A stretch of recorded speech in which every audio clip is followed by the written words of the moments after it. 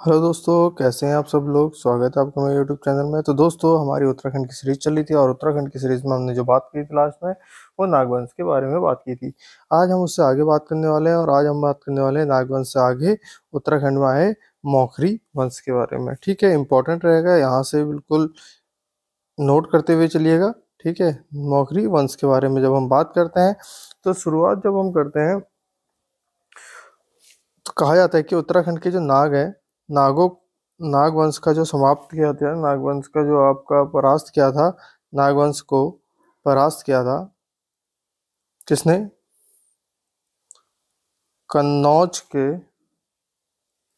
मौखरी वंश ने। किसने? कन्नौज के मौखरी वंश द्वारा आपका नागों को समाप्त किया गया था। ठीक है, और जो अगर हम बात करते हैं तो मौखरी वंश का जो अंतिम शासक था, अंतिम शासक, वो कौन सा आपका? ग्रहवर्मा। कौन था मौखरी वंश का अंतिम शासक? ग्रहवर्मा मौखरी वंश का अंतिम शासक था।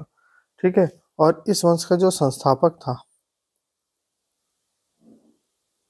वो कौन था? इस वंश का संस्थापक वो कौन था? हरि वर्मा इस वंश का संस्थापक हुआ करता था। ठीक है, जब उत्तराखंड में मौखरी वंश था और उत्तराखंड में जब मौखरी वंश का अंतिम शासक जो आपका कौन था? ग्रहवर्मा था।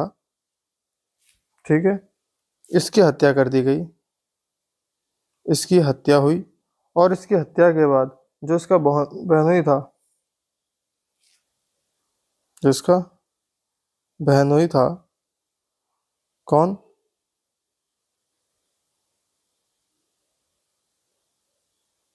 कौन था? हर्षवर्धन। ठीक है, ग्रहवर्मा की हत्या के बाद इसके बहनोई जो कि आपका हर्षवर्धन था, उसने क्या करा? मौखरी वंश को अधीन कर ले लिया। ठीक है, उसने क्या करा? आपका मौखरी वंश अधीन ले लिया, अपने अधीन कर लिया। जैसे ही उसने अपना मौखरी वंश अधीन करा तो ये पूरा का पूरा आपका जो हो गया, ये वंश आ गया कौन सा? हर्षवर्धन वंश या थानेश्वर का हर्षवर्धन वंश। ये है उत्तराखंड में हर्षवर्धन के आने का रीजन। क्या हुआ? उत्तराखंड में जो मौखरी वंश था, मौखरी वंश का शासक ग्रहवर्मा था, ग्रहवर्मा की हत्या हुई, हत्या होने के बाद इसका बहनोई जो था हर्षवर्धन, उसके अधीन आपका मौखरी वंश आ गया था। अब आता है थानेश्वर का हर्षवर्धन वंश। ठीक है, इसके बाद अगर बात करते हैं तो इसका वर्णन कहाँ मिलता है? तो बाण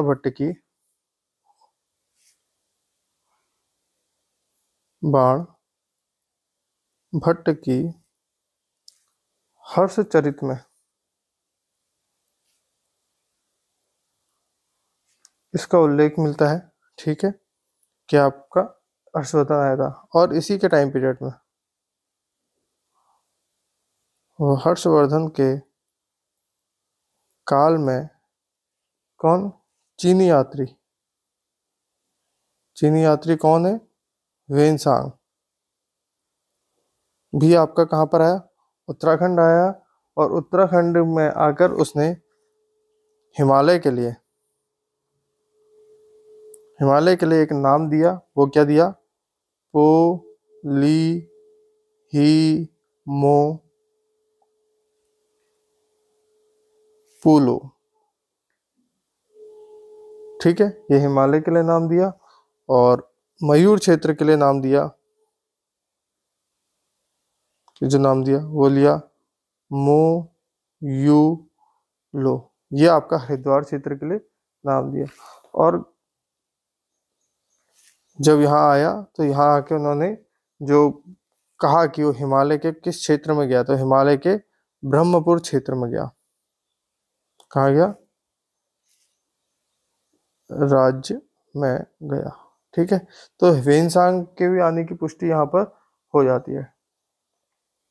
ठीक है, ह्वेनसांग जब यहाँ पर आए तो उन्होंने बताया कि उत्तराखंड में कितने? 5 बौद्ध विहार हैं।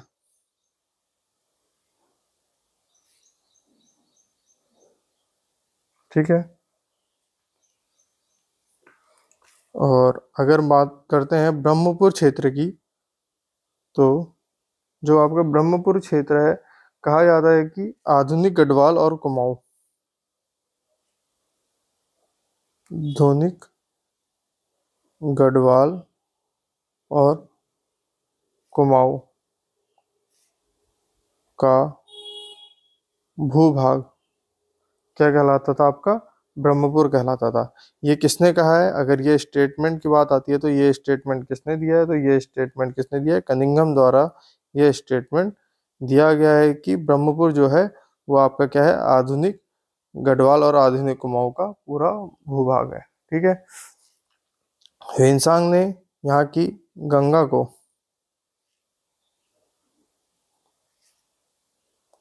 गंगा को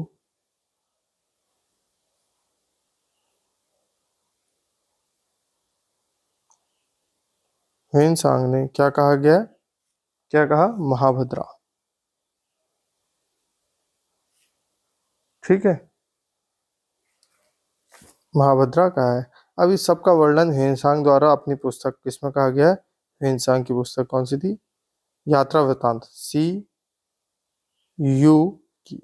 ठीक है, ह्वेनसांग के यात्रा वृतांत CU की में ये सारी की सारी बातों का आपका वर्णन होता है। ठीक है, तो अभी हमारे पास यही इंपॉर्टेंट क्वेश्चन थे जिसमें हमने हर्षवर्धन के बारे में और मौर्य वंश के बारे में बात की थी। तो मौर्य वंश के जो अंतिम शासक हुआ था आपका कौन सा? ग्रहवर्मा था। ग्रहवर्मा था, लेकिन मौर्य वंश के जो संस्थापक था वो कौन था? हरिवर्मा। ग्रहवर्मा का बहनोई था हर्षवर्धन। ग्रहवर्मा की हत्या हुई। हत्या होने के बाद हर्षवर्धन ने मौर्य वंश को अपने अधीन ले लिया और उत्तराखंड में हर्षवर्धन वंश का आपका उदय हुआ, जो कि आपके थानेश्वर के हर्षवर्धन वंश। ठीक है, इसका वर्णन कहाँ मिलता है? तो बाणभट्ट की आपके हर्षचरित में भी इसका वर्णन मिलता है। और हर्षवर्धन के समय काल में चीनी यात्री कौन आया था? ह्वेनसांग आया था, तो यहाँ से भी इसका वर्णन आपको मिल जाता है। ठीक है, ह्वेनसांग आया था तो उसने हिमालय को कहा पोली हीमोपुलो, मयूर क्षेत्र या हरिद्वार के लिए आपका मोयूलो शब्द का प्रयोग किया और कहा कि वो हिमालय के कौन से? ब्रह्मपुर राज्य में गया था। उसने कहा कि उत्तराखंड में उन्होंने 5 बौद्ध विहार देखे थे और जो कि ब्रह्मपुर क्षेत्र है वो एक्चुअल में क्या है? आपका आधुनिक गढ़वाल और कुमाऊं का भूभाग है। ये शब्द किसने कहे? तो कनिंघम द्वारा ये बताया गया। ह्वेनसांग द्वारा गंगा को क्या कहा गया? तो ह्वेनसांग द्वारा गंगा को महाभद्रा नदी कहा गया। ठीक है, और इन सब का वृतांत उन्होंने अपना पुस्तक CU की में, यात्रा वृतांत CU की में दिया है। ठीक है, तो अभी के लिए इतना ही रखते हैं। अगली बार देखेंगे कि हर्षवर्धन के पश्चात उत्तराखंड में क्या हुआ और कौन कौन से वंश आए। तो आज के लिए इतना ही। Thank you so much. Have a nice day.